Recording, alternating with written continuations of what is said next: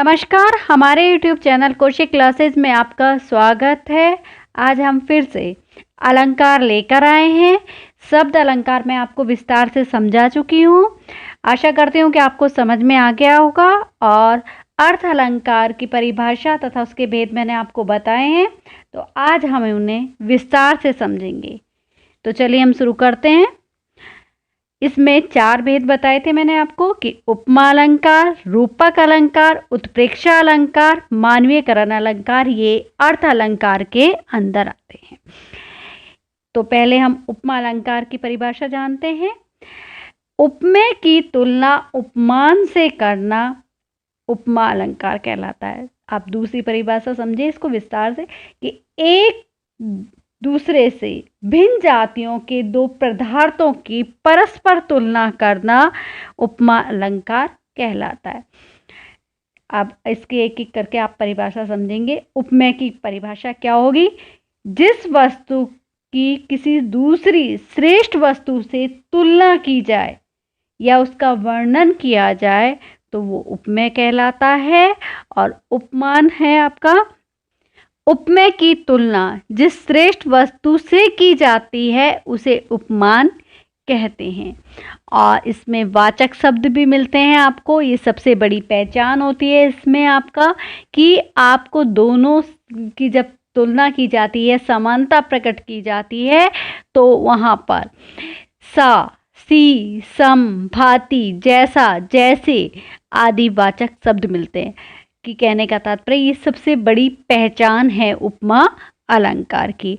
अब जैसे है कि कमल जैसे चरण, अब यहाँ पर चरण आ रहा है उपमेय और कमल क्या आ रहा है? उपमान आ रहा है। क्यों है? क्योंकि पैरों की तुलना कमल से की गई है कि जो पैर हैं वो सुंदर हैं और वो कमल के समान हैं। तो इस तरह से इसकी एक दूसरे से तुलना की गई और इन दोनों को जोड़ने की जो इकाई है वो क्या है? जैसे है। तो ये उपमा अलंकार है। ऐसे ही आप दूसरा उदाहरण भी देख सकते हो। इसमें आपका जैसे कि प्रातः नभ था बहुत नीला शंख जैसा। तो यहाँ उपमेय क्या हो गया? नभ हो गया। उपमान क्या हो गया? शंख हो गया। और जो इनको वाचक शब्द का है जैसे। आपको ये ध्यान रखना है कि आपसे जिससे तुलना की जा रही है उसके जस्ट पीछे, उसके पीछे आपको जैसे मिलेगा, सा मिलेगा, सी मिलेगा, भांति मिलता है, आदि ऐसे शब्द मिलते हैं। वहाँ आपका उपमा अलंकार होता है। नैन तेरे मीन से हैं कि तुम्हारी जो आँखें हैं वो किसके समान है? मीन मतलब मछली के समान। तो यहाँ पर भी आपका उपमा अलंकार आता है। रूपक अलंकार। रूपक अलंकार में उपमान को उपमेय पर आरोपित कर दिया जाता है तो वो रूपक अलंकार कहा जाता है। अब इसमें आपको एक जैसे मिलेंगे कि आपको लगेगा कि ये उपमा अलंकार तो नहीं है, या तो उसमें आपको मैं बता देती हूँ कि उपमा अलंकार की पहचान आपको उसके वाचक शब्द से होती है, सी, सा, से, सम से। लेकिन रूपक अलंकार में आपको दोनों एक साथ मिलते हैं। उपमेय और उपमान एक साथ मिलेंगे, उसमें आपका वाचक शब्द नहीं होता है। अब इसी का आप उदाहरण आप इसमें देख लीजिए कि चरण कमल बंदो हरिराई। तो यहाँ चरण और कमल दोनों एक साथ मिले हैं और बंदो हरिराई कि वहाँ पर विष्णु के लिए कहा गया है। तो वहाँ उपमेय और उपमान एक साथ जब मिलता है वो रूपक अलंकार कहलाता है। इसी तरह से पायो जी मैंने राम रतन धन पायो। तो यहाँ राम रूपी रतन के लिए कहा गया है, तो आपको राम और रतन एक साथ मिला है तो वहाँ भी आपका रूपक अलंकार आता है। इस तरह के आए। अब आता है आपका उत्प्रेक्षा अलंकार।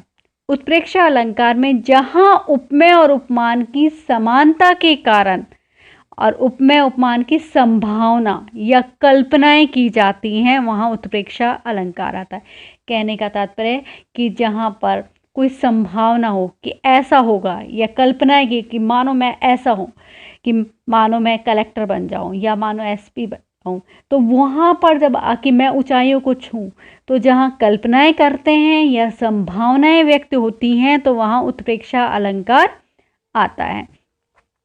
जैसे कि इसमें चेहरा है मानो झील में हंसता हुआ कमल, तो यहाँ चेहरा है मानो, एक आपको पहचान और बता देती हूँ, उसमें आपको मिलेंगे मनु, मानो, जनू, जनहू, जानो, मनहू, ज्यो आदि ऐसे शब्द जहाँ पर मिलते हैं आपको, तो वहाँ आप उत्प्रेक्षा अलंकार बेझिझक होकर डाल दीजिए। तो यहाँ पर मैं है, जैसे चेहरा है मानो झील में हंसता हुआ कमल, तो यहाँ मानो आ गया कि उसका चेहरा कैसा लग रहा है, झील में हंसता हुआ कमल के समान लग रहा है, तो मानो आ गया। या फिर आप ऐसा कह सकते हो, सिर फट गया उसका वही मानो अरुण रंग का घड़ा। अरुण का मतलब होता है लाल, कि मानो उसका सिर फट गया और वो कैसा प्रतीत हो रहा है, लाल घड़े के समान उसका सिर दिखाई दे रहा है। तो ये उत्प्रेक्षा अलंकार के अंदर आता है। तो अब है मानवीकरण अलंकार, जिसकी परिभाषा ये होगी कि जहाँ प्रकृति और प्राकृतिक उपादानों में तथा जड़ वस्तुओं में कवि मानवीय क्रिया व्यापार का आरोप करता है, वहाँ पर मानवीकरण अलंकार आता है। जैसे कि प्रकृति से संबंधित हो और तथा जड़ वस्तुएं हो, तो वहाँ ये अलंकार आता है। उदाहरण देखिए, सागर के उर पर नाच नाच करती हैं लहरें मधुर गान। यहाँ पर सागर प्रकृति से संबंधित है, तो उसके लिए में आपका मानवीकरण अलंकार आएगा। साथ ही इसमें नाच नाच आ रहा है, तो पुनरुक्ति प्रकाश अलंकार भी आ रहा है। तो आप दोनों को लिख सकते हैं, जैसे कि सागर के उर मतलब सागर के हृदय पर लहरें मधुर गान कर रही है नाच नाच कर। ऐसे दूसरा देखिए, हसमुख हरियाली में खगकुल गाते मंगल। तो यहाँ पर हसमुख हरियाली के लिए जो प्रकृति से संबंधित है, और खगकुल वो भी प्रकृति से पक्षी के लिए कहा गया है, तो इसमें भी मानवीकरण अलंकार आता है। तो ये आपके अर्थ अलंकार के चारों हो गए हैं। अब आता है आपका उभय अलंकार। उभय अलंकार वो अलंकार है जिसमें शब्द तथा अर्थ दोनों के आधार पर चमत्कार उत्पन्न होता है। ये अपने आप में ही एक अलंकार है, तो इसे उभय अलंकार कहते हैं। जैसे कजरारी खियन में कजरार न लखात, तो यहाँ पर कहा गया है कि कजरारी आँखें हैं, कि बड़ी बड़ी जो आँखें हैं उनके लिए कि उसमें काज दिखाई नहीं पड़ता है। तो यहाँ दोनों तरह से है कि अर्थ भी निकल रहा है और शब्द भी से भी अलग हो रहा है, कि कैके की भी आवृत्ति हो रही है। तो ये उभय अलंकार होता है। तो ये हुए आपके अलंकार। आपको ये वीडियो कैसी लगी? यदि अच्छी लगी है तो इसे लाइक करें, शेयर करें और चैनल को सब्सक्राइब करें। धन्यवाद।